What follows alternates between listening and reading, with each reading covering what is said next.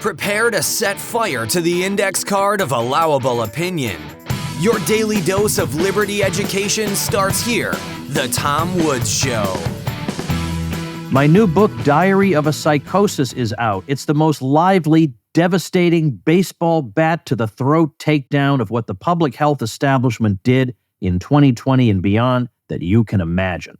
It's my first book in 9 years, and you're going to love it.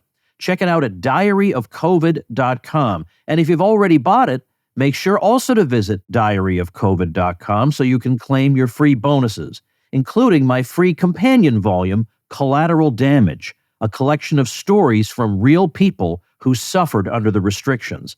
They weren't allowed to tell their stories at the time, but every one of them told me, we just want to be heard. Check it all out at diaryofcovid.com. Hey everybody, welcome back to the Tom Woods Show. This is episode 2456, for heaven's sake. And I am very glad to be joined by Johnny Burtka, who is president of the Intercollegiate Studies Institute. And I saw you speak at an ISI event a year or two ago where I was on a two-person panel with Dan McCarthy. And you gave such a great speech, such interesting remarks about so many different lessons that one might learn from decent statesmen. And you have this book, Gateway to Statesmanship, Selections from Xenophon to Churchill, that just came out this very week. And we're going to talk a little bit about this because of the contrast between the kind of works we see from some of the ancients like Aristotle and Cicero coming up to the moderns, between the kinds of qualities that they look for in statesmen and the kinds of qualities we are observing today. So welcome. Thanks so much for having me, Tom. It's an honor to be here. I kind of want to ask you, what among these ideas are you implementing as president of ISI? But that's a subject for another day. So I guess the first thing that occurs to me is I think a great many of the people being described in this book, like, for example, when St. Thomas Aquinas is talking about kingship, he's thinking about a political figure who is, miles and miles removed from the kinds of political figures we have today. But that's, I think, in part a function of the incentives that leaders today face. I think if you're trying to get elected president in the United States, you have to debase yourself in various ways that I think a lot of people of goodwill just wouldn't do. They just refuse to do it. It's a game they don't want to play in the first place. And so when we look, for example, at the various qualities that a Cicero would like to see the statesman exhibit, it's almost like every single one of them is the exact opposite of what we typically see in the U.S. That's a very astute observation. And it really is unfortunate that if you are running for Senate or running for president, that you really do have to, in your words, debase yourself and grovel, before the people, the populace, for 2.5 years, raising, hundreds of millions of dollars. This is not a comment on campaign funding. It's just, it's a observation about what it takes in our contemporary environment if you want to be the president of the United States or if you want to run for Congress. And all of those qualities, the need for the viral media clip or perpetually, needing to kind of punch down and insult your enemies to climb upon their ladder. These are qualities that would have been abhorrent to someone like George Washington. I think going back to our own, country, we were originally a republic, right? And that implied certain things. There was the indirect election of senators. It was typically a more educated class of people who were classically trained, who would, for a period of time, begrudgingly be pulled into public life as a opportunity to serve your country. And it was really about the institutions, whereas today it's about the personalities driving our politics. And you're absolutely right that the ancient world, not just the early American Republic, was much different than the situation we find ourselves in today. I wonder if some of that has to do with the difference between the way they viewed politics and the way we view politics. In our day and age, if you listen to, let's say, a State of the Union address, you get the impression that the president is a messianic figure who can remake society anew, who can promise everything to everybody, who can, I mean, how many presidents have we had who have promised to cure cancer? Well, at least two I can think of, probably more. Richard Nixon declared war on cancer in something like 1973 or something like that. Just crazy promises. And we sit there and nod like this is all normal. And even though I wouldn't say Aristotle was exactly a libertarian, I don't think that he envisioned the political realm as a place where people ought to be telling us what we should eat and how we should think and how our families should be structured and things like that. Well, I think what you see kind of an interesting tension, which is, going back to the ancient world, sort of the pre-Christian ancient world, the kings were understood to be divine figures. They were linking heaven and earth together. This is sort of the ancient concept of sacral kingship, which lingered on for quite a while, even in the West, before dying out. But nevertheless, even in that ancient context, the king was a highly institutional figure, right? This was not a personality-driven cult. This was, one king could die, the next one would take his place, and they were filling an institutional role. It wasn't about them as an individual. You could see this a little bit if you watch the popular show The Crown today, with the role that Queen Elizabeth played. Whereas today, even though we've done away with an institution like kingship, by and large, it is ultimately, over the past 200 years, our Republican system has degraded into, really just demagoguery is what it takes to kind of get you to the top. And it's interesting that even though, we don't believe our political leaders are messianic, they play more of a messianic role than ever before. And I think the same could be said of our social media influencers, of our pop stars. They really are, I think, filling a role that religion used to play in society, of ordering people towards more transcendent ends. Can you say something then about, you have selections from the ancient world and then the medieval world and the Renaissance down to the present. But in the ancient world, which may seem, obviously it's temporally the most remote from us, but culturally and in every other way, probably also seems the most remote. What do they have to say? What do some of the figures that you whose selections you include have to say to us, in some cases thousands of years later, that might be relevant? Sure. Well, they turns out they have a lot to say. And if you just open up, this book really to any of the selections, you'll find that they're taking the world of theory and they're really tying it to a practical application, because these were gifts for very busy statesmen. And so they needed it dumbed down, so to speak, so that they could really quickly implement it. But I think the most important thing that you see, going back to ancient Persia, when Xenophon is describing the education of Cyrus, you see in ancient China with Han Fei's writings, and you see it in India with Kautilya. They all start with the same thing, and that is self-control. A great leader must have self-mastery over their passions, whether that's food, drink, any addiction, any other thing. Even if it's their pride, they must have self-control. And they think it's universally, they would say it's impossible to have a great leader who doesn't have self-control. So that is a foundational principle. And I think it's ultimately aligns quite well with the advice in the Christian world about pursuing virtue. This is something that's done, through trial and error at first, and oftentimes people don't want to become virtuous, but it does take practice, and eventually your actions and your desires will be ordered to follow your actions. But you really do, from a young age, really through education, have to practice that exercise in self-control. Okay, so now if further, let's find further remoteness from our current day. Actually, you know what? Let me put it this way. When I think about the kind of person who tends to run for president, now I can think of some honorable people who have done it.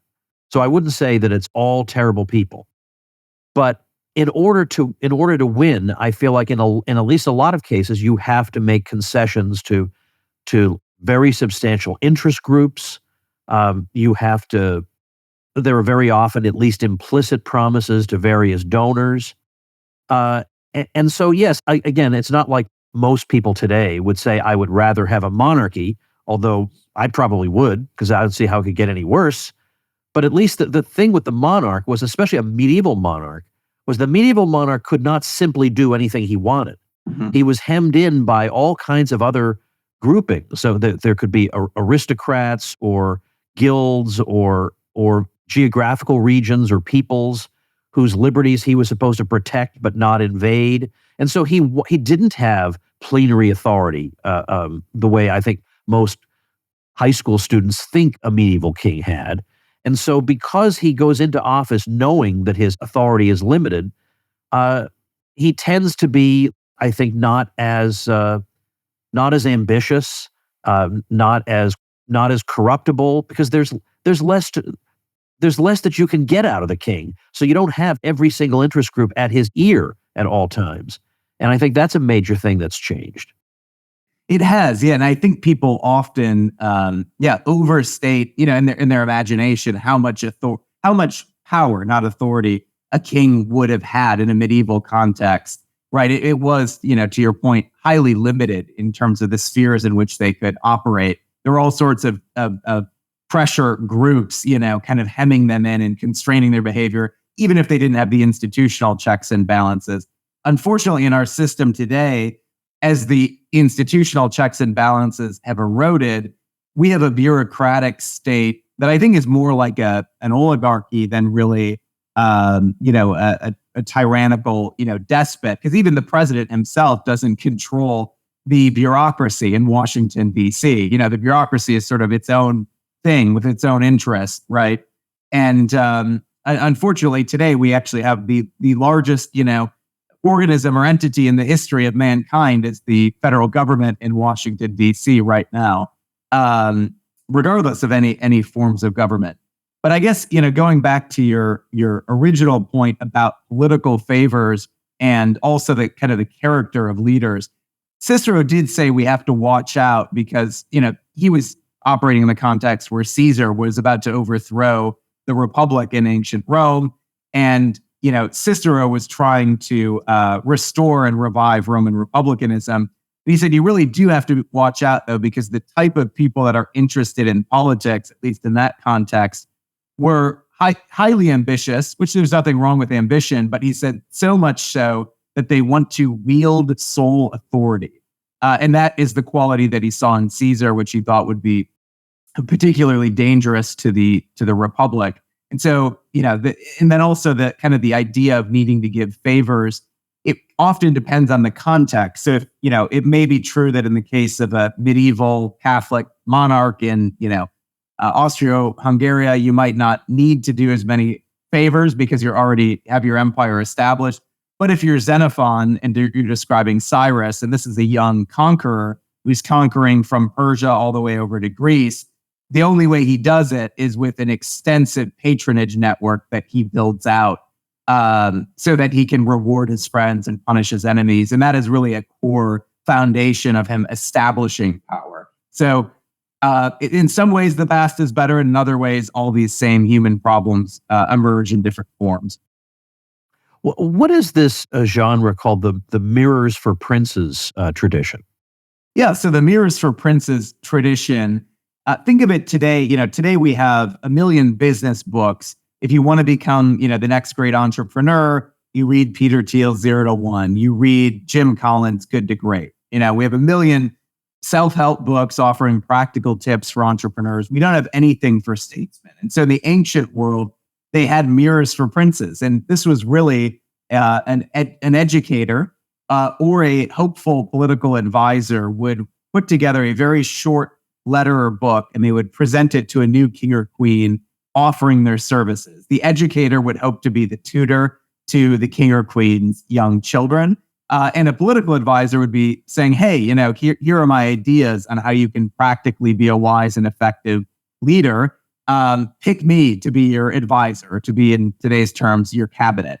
And so these pieces of advice, moral advice, policy advice, were some of the most popular books in all of Western history. And they existed in nearly every culture and civilization. Hey everybody, it's Old Woods here with a mini interview with our friend Jeff Deist, whose appearances on the Tom Woods Show you all love so much. And we're talking about monetary metals, where he works now, and you've heard me talk about this nonstop.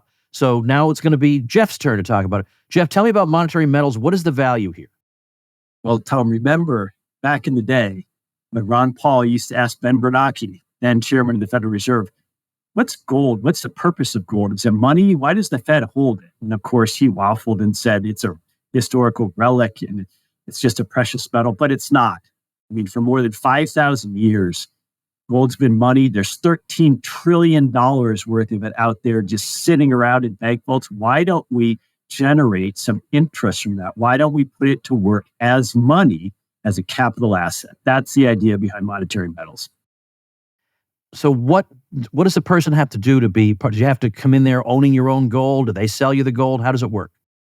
Absolutely not. Whether you've got physical metals that you want to ship to us safely, or whether you want to simply send a bank wire or a check, we can convert your money into gold and get you started earning interest right away. All right, everybody, check it out. monetary-metals.com/woods.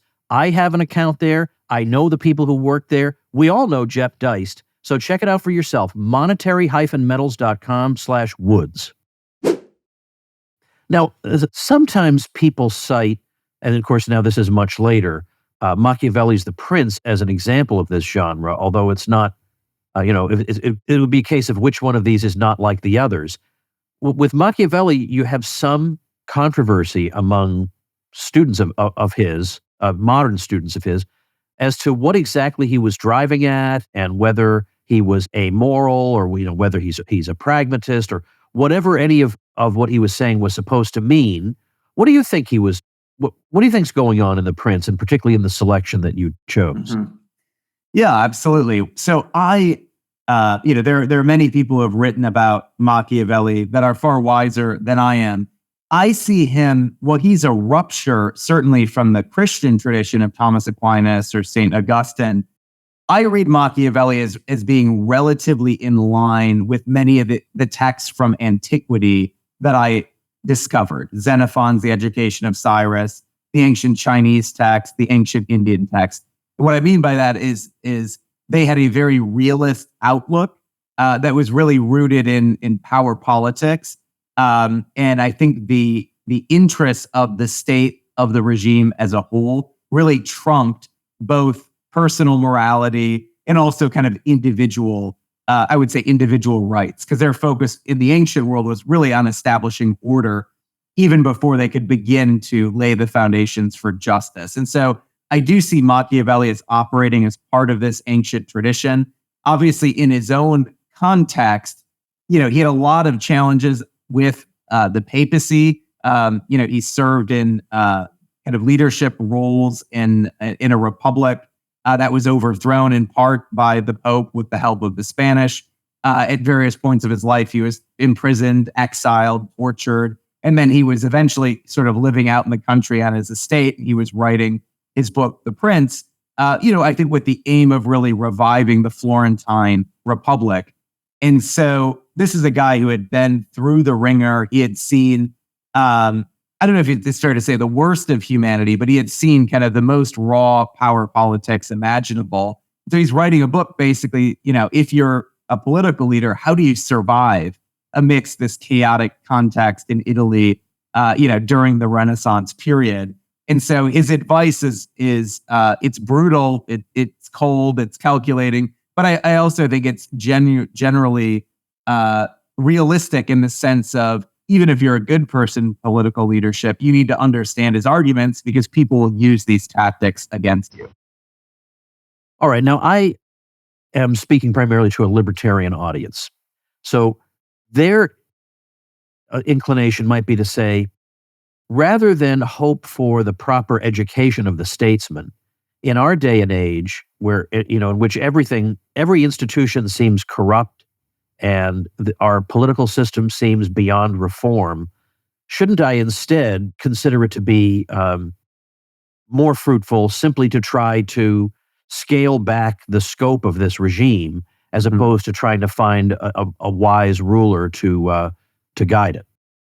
Sure. Well, so I think that's a really great question. It actually gets back to one of the most fundamental, I think, dilemmas within this Mirrors for Princes tradition is, do you put your hopes on a great individual leader or ruler, or do you put your hopes in institutions?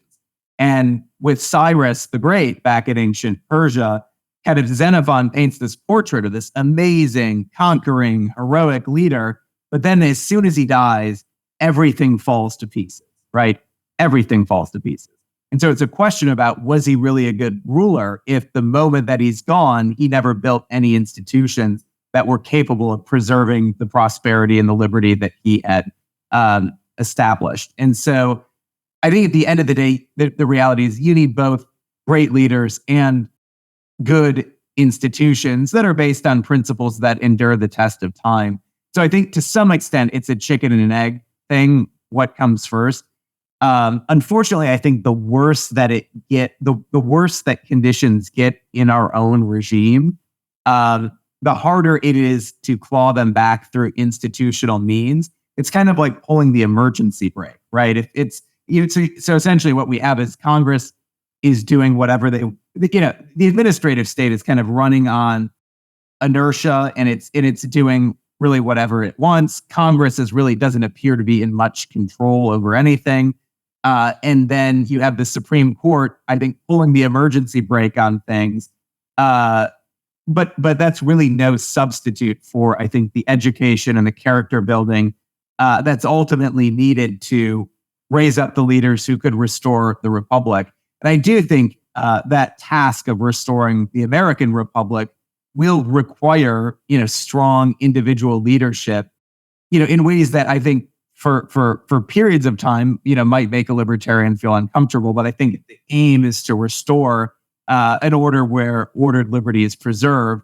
You're going to have someone who's going to fight, right, the oligarchy, and that will require strong leadership. Well, we could think of Javier Milei in Argentina as an example I think libertarians would be comfortable with. And also, I think even though he was never in the executive branch, there's no doubt that in his own way, Ron Paul exhibited a kind of leadership in that he attempted to lead by example through his congressional votes, even if he voted all alone. He did that a lot, 434 to 1, an awful lot.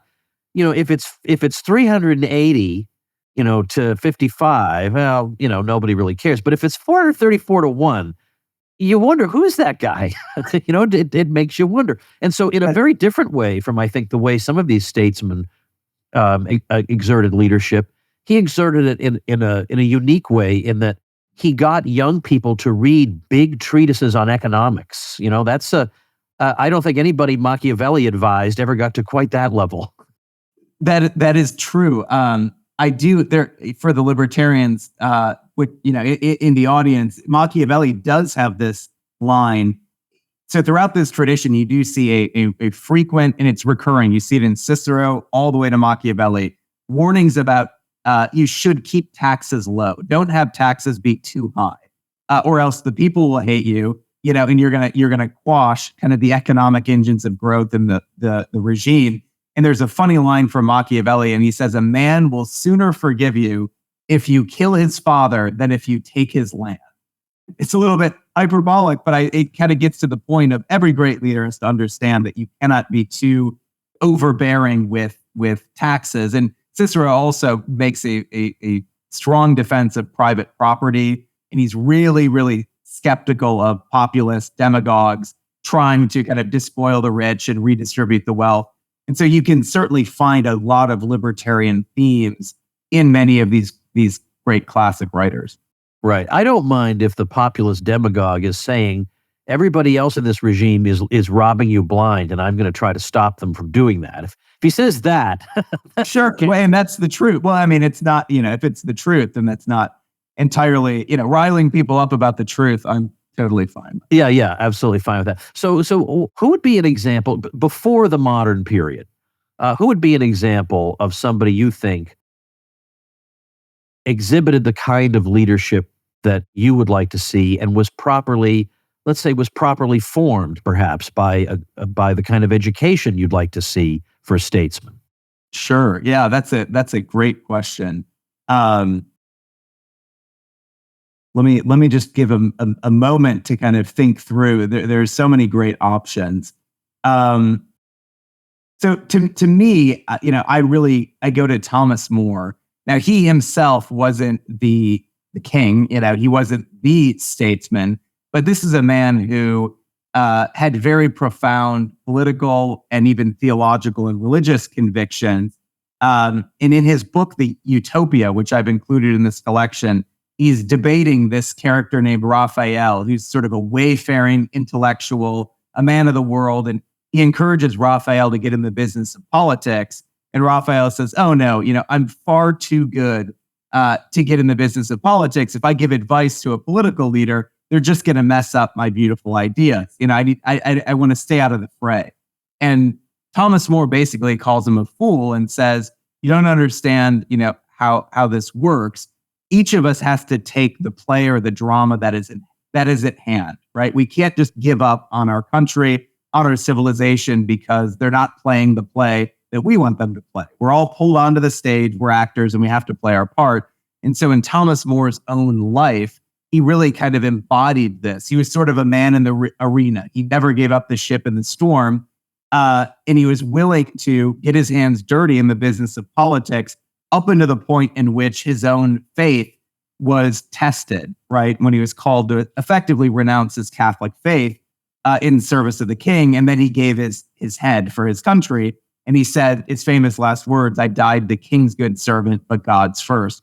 I do think that's a lesson for us today, because if we are going to save the American Republic, I do think it will take people not just sitting on the sidelines, but actually getting into the fray of politics, and really making an impact at the local level, the state level, and when appropriate at the national level, and doing it in such a way that you don't abandon your principles. And I think Thomas More offers a great model for that. Let's thank our sponsor, Blinkist. I am genuinely super proud to have sponsors of the quality of Blinkist. We are dealing with information overload in our day and age, and a great way to cope with it is with the Blinkist app. With the Blinkist app, you can absorb an enormous amount of information. You can almost sound like Scott Horton. And you can absorb it in 27 different nonfiction categories. So we're talking history, philosophy, parenting, career, technology, religion, on and on. Blinkist condenses each book into 15-minute summaries you can read or listen to. So that means if you have a half-hour commute each way, you can absorb the equivalent of 4 books. You think that might make you a more impressive person? And as I've said before, among the thousands and thousands of titles across all these categories at Blinkist, you'll even find libertarian classics by people like Murray Rothbard and Milton Friedman, and even a book by Ol Woods here. Well, right now, Blinkist has a special offer just for our audience. Go to Blinkist.com/woods to start your 7-day free trial and get 25% off a premium membership. That's Blinkist, spelled Blinkist, Blinkist.com/woods to get 25% off and a 7-day free trial. Blinkist.com/woods. And now for a limited time, you can even use Blinkist Connect to share your premium account. You'll get 2 premium subscriptions for the price of 1. Well, indeed. I think he thought that Henry was making a totalitarian move by trying to make himself the head of the church in England. And it's interesting to note that so his martyrdom, I suppose a Catholic would consider him a martyr. So his martyrdom occurred in 1535, and then it was 400 years exactly later that he was canonized. But then in the year 2000, Pope John Paul II named him the patron saint of politicians and statesmen, and which was, I think a rather an interesting move, just to say that your patron is somebody who was so dedicated to his beliefs that he would give everything before betraying them.